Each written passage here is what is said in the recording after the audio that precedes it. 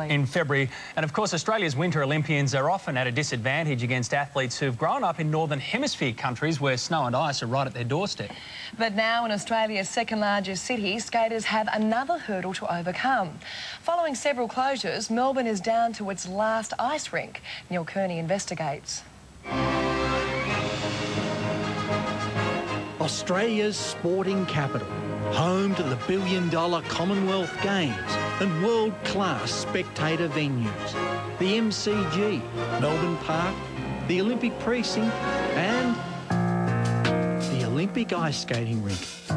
Yes, this three-quarter-sized 34-year-old rink is the only ice skating facility in a city of 3 million. Sydney and the Sunshine State have 6 each. But in Melbourne, Olympic hopefuls and beginners rub shoulders under one well-worn roof.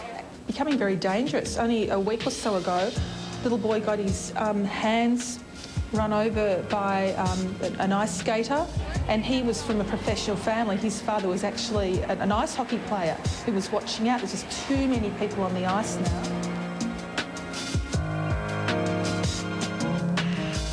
Rachel Vermillion's sights are set on the 2010 Olympics. I'd like to represent Australia overseas, and obviously the Olympics would be my dream. Is it possible with these sorts of facilities?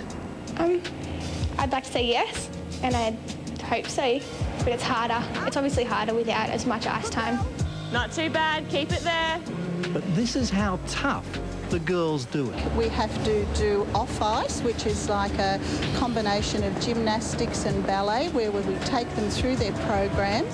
So you don't go to an ice rink at all? No, it's very hard to be an ice skater near without an ice rink. So where do they go? They go to a school hall. These skaters see plenty of nightlife. To keep the senior team going that we had for the club, the senior synchronised team, we came here and skated from 3 o'clock and 4 o'clock in the morning till 5 o'clock in the middle of the night. Get up at 3 a.m, train on boards. That's what you do in Melbourne if your dream is to be a Winter Olympian. Hewitt's pretty happy. And how about Australia's best players in the Olympic sport of curling?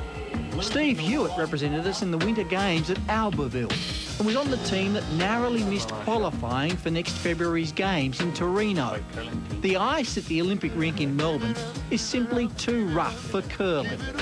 So, the curlers train at home. Grab the broom and we'll get the stopwatch out and we'll go, OK, you're going to go for 25 seconds, away you go. So you sweep your heart out for 25 seconds, then have a minute break and then get back into it. Last 5 pumps. 1, 2, 3, 4, 5. Well done, boys.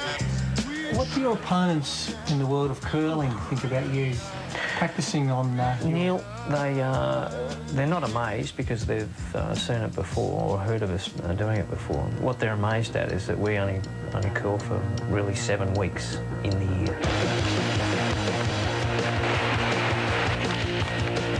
So many people want to use the rink that the ice hockey games go till midnight. It gets pretty tough. We've got state sides that are going to be going from 11 o'clock on Friday night through to 1 o'clock in the morning, and the kids have to front up to training at 6 o'clock on Saturday morning. So you've got to want to love your sport. When they can't get ice time, hockey players practice on blades on board floors. The Victorian Government proposes to build an ice rink in the Docklands sometime soon. While the skaters tread the boards, the icemen sit it out, and the curlers go crackers in their kitchens. You wonder, how many will be left to cut the ice in Australia's sporting capital?